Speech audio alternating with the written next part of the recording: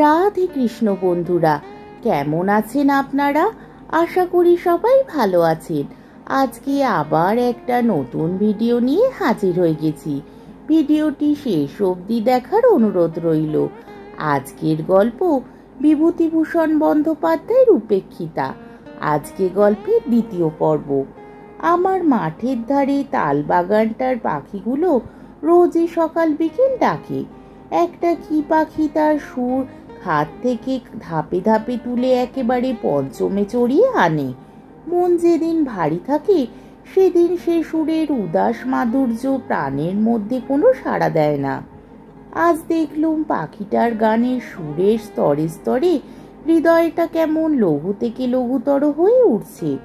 মনে হতে লাগলো জীবনটা কেবল কতগুলো স্নিগ্ধ ছায়া শীতল পাখির গানে ভরা অপরাহ্নের সমষ্টি, আর পৃথিবীটা শুধু নীল আকাশের তলায় ইতস্তত বর্ধিত অযত্ন সম্ভূত তাল নারিকেল গাছের বন দিয়ে তৈরি, যাদের ঈষৎ কম্পমান দীর্ঘ শ্যামল পত্রশীর্ষ অপরাহ্নের অবসন্ন রৌদ্রে চিকচিক করছে। তারপর দিন বৌদিদির সঙ্গে দেখা হলো ছুটির পর বিকেলবেলা। বৌদিদি যেন চাপা হাসির সুরে জিজ্ঞাসা করলেন, এই যে বিমলের বুঝি আজ খুব সকাল সকাল স্কুলে যাওয়া হয়েছিল? আমি উত্তর দিল, বেশ বৌদি, আমি ও বেলা তো ঠিক সময় গেলুম, আপনিই ছিলেন না। এখন দোষটা বুঝি আমার ঘাড়ে চাপানো হচ্ছে না? আর বৌদি, ঘাটে ও বেলা আরো সব মেয়েরা ছিলেন। বৌদিদি হেসে ফেললেন, বললেন, তাই তো, ভাইটির আমার ও বেলা তো বড় বিপদ গিয়েছে তাহলে।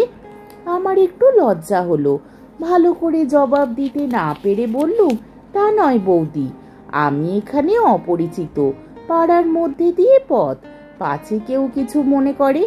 বৌদিদির চোখের কৌতুক দৃষ্টি তখনও যায়নি। তিনি বললেন, আমি ও বেলা ঘাটের জলেই ছিলাম বিমল, তুমি ওই চটকা গাছটার তলায় গিয়ে একবার ঘাটের দিকে চেয়ে দেখলে, আমায় তুমি দেখতে পাওনি। আমি জিজ্ঞাসা করলুম, বৌদি, আপনার বাপের বাড়ি কোথায়? বৌদিদি উত্তর দিলেন, খোলাপোতা চেনো? সেই খোলাপোতায়। আমি ইতস্তত করছি দেখে আমায় আর একটু বিশদ সংবাদ দিয়ে বললেন, ওই যে খোলাপোতার রাস।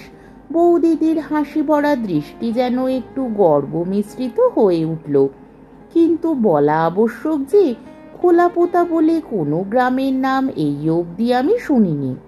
অথচ বৌদির বাপের বাড়ি যেখানে এমন রাস হয়, সেই বিশ্ব বিস্তৃত খোলাপোতার ভৌগোলিক অবস্থান সম্বন্ধে আমার অজ্ঞতা পাছে তার মনে ব্যথা দেয়, এই ভয় বলে ফেললুম, ও সেই খোলাপোতায়? ওটা কোন জেলায় ভালো?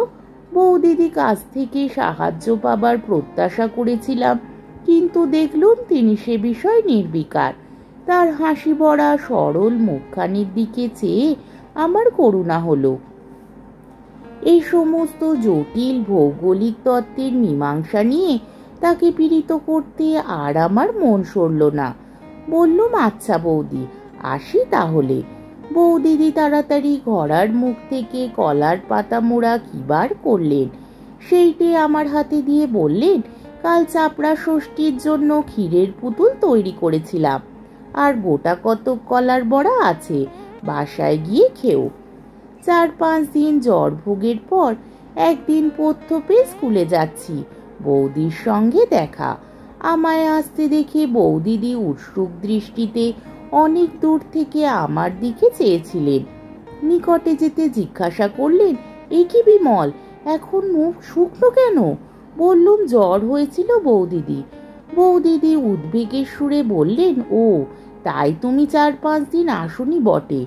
আমি ভাবলুম বোধহয় কিসের ছুটি আছে।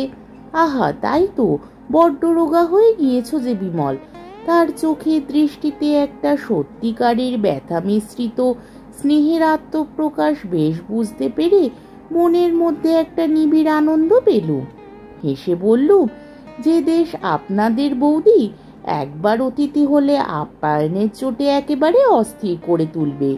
বৌদি জিজ্ঞাসা করলেন, আচ্ছা বিমল, ওখানে তোমায় রেঁধে দেয় কে? আমি বললুম, কে আর রাঁধবে, আমি নিজেই। বৌদিদি একটু চুপ করে রইলেন। তারপর বললেন, আচ্ছা বিমল, এক কাজ করো। এক কাজ করো না কেন? আমি জিজ্ঞাসা করলাম, কি বৌদি? তিনি বললেন, মাকে এই পুজোর ছুটির পর নিয়ে এসো। এরকম ভাবে কি করে বিদেশে কাটাবে বিমল? লক্ষ্মীটি, ছুটির পর মাকে অবশ্যই করে নিয়ে এসো। এই গাঁয়ের ভিতর অনেক বাড়ি পাওয়া যাবে, আমাদের পাড়াতেই আছে। না হলে অসুখ হলে কে একটু জল দেয়? আচ্ছা হ্যাঁ বিমল, আজ যে পথ্য করলে, কে রেঁধে দিলে? আমার হাসি পেল। বললুম, কে আবার দেবে বৌদি, নিজেই করলুম। তিনি আমার দিকে যেন কেমন ভাবে খানিকক্ষণ চেয়ে রইলেন। তার সেই দিনকার সেই সহানুভূতি বিগলিত স্নেহ মাখানো মাতৃমুখের জল ভরা কালো চোখ দুটি পরবর্তী জীবনে আমার অনেক দিন পর্যন্ত মনে ছিল। সেই দিন স্কুল থেকে আসবার সময় দেখি বৌদিদি যেন আমার জন্যেই অপেক্ষা করছেন। আমায় দেখে কলার পাতায় মোড়া কি একটা আমার হাতে দিয়ে বললেন, শরীরটা একটু না সারলে রাত্রে গিয়ে রান্না সে পেরে উঠবে না বিমল, এই খাবার দিলাম, রাত্রি খেও। বোধহয় একটু আগেই তৈরি করে এনেছিলেন। আমি হাতে বেশ গরম পেলুম। বাসায় এসে কলার পাতা খুলে দেখি খান কতক রুটি, মোহনভোগ আর মাছের একটা ডালনা মতো। তারপর দিন ছুটির পর আসবার সময়ও দেখি বৌদিদি খাবার হাতে দাঁড়িয়ে রয়েছেন। আমার হাতে দিয়ে বললেন, বিমল, তুমি তোমার ওখানে দুধ নাও। আমি বললুম, কেন? তাহলে দুধও খানিকটা করে দেন বুঝি? সত্যি বলছি বৌদি, আপনি আমার জন্য অনর্থকে কষ্ট করবেন না, তাহলে এ রাস্তায় আমি আর আসছি না। বৌদিদির গলা ভারী হয়ে এলো। আমার ডান হাতটা আস্তে আস্তে এসে ধরে ফেললেন। বললেন, লক্ষ্মী ভাই, ছি, ও কথা বলো না। আচ্ছা, আমি যদি তোমার মেজদি হতাম তাহলে এ কথা কি আজ আমায় বলতে পারতে? আমার মাথা দিব্যি রইল, এ পথে রোজ যেতেই হবে। সেই দিন থেকে বৌদিদি রোজ রাত্রের খাবার দেওয়া শুরু করলেন।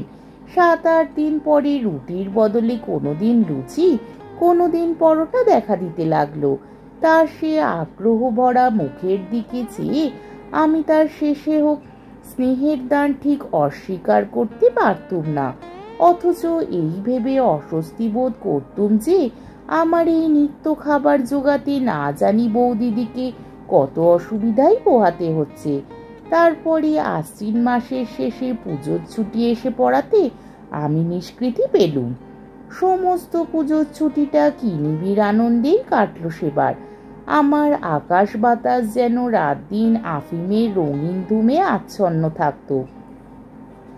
ভোরবেলা উঠানে শিউলি গাছে সাদা ফুল বিছানো তলাটা দেখলে হেমন্ত রাত্রি শিশিরে ভেজা ঘাসগুলোর গা যেমন শিউরে আছে, ওই রকম আমার গা শিউরে উঠত। কার উপর আমার জীবনের সমস্ত ভার অসীম নির্ভরতার সঙ্গে চাপিয়ে দিয়ে আমার মন যেন শরতে জলভার নামানো হালকা মেঘের মতো একটা সীমাহারা হাওয়ার রাজ্যে ভেসে বেড়াতে লাগলো। ছুটি ফুরিয়ে গেল। প্রথম স্কুল খোলবার দিন পথে তাকে দেখলুম না। বিকেলে যখন ফিরি তখন শীতল হাওয়া একটু একটু দিচ্ছে। পথের ধারের এক জায়গায় খানিকটা মাটি কাড়া বর্ষাকালে তুলে নিয়েছিল। সেখানটায় এখন বন কচু, কালকাসন্দা, ধুতুরা, কচু কাটা, ঝুমকোলতার দল পরস্পর জড়াজড়ি করে একটুখানি ছোট ছোট ঝোপ মতো তৈরি করেছে। শীতল হেমন্ত অপরাহ্নের ছায়া সবুজ ঝোপটির ওপর নেমে এসেছে। এমন একটা মিষ্ট নির্মল গন্ধ গাছগুলো থেকে উঠছে, এমন সুন্দর শ্রী হয়েছে ঝোপটির। সমস্ত ঝোপটি যেন বনলক্ষ্মীর শ্যামল শাড়ির একটা অঞ্চল প্রান্তের মতো। আজকের পর্বটি এখানেই শেষ হলো। আমার ভিডিওটি যদি আপনাদের ভালো লেগে থাকে তাহলে আমাকে কমেন্টের মাধ্যমে আপনাদের মূল্যবান মতামত অবশ্যই জানাবেন এবং আমার ভিডিওটিকে লাইক ও শেয়ার করার ও আমার চ্যানেলটিকে সাবস্ক্রাইব করারও অনুরোধ রইল। তাহলে আজকের ভিডিওটি এই অবধি। পরের দিন আবার এই গল্পেরই তৃতীয় পর্ব নিয়ে হাজির হয়ে যাব।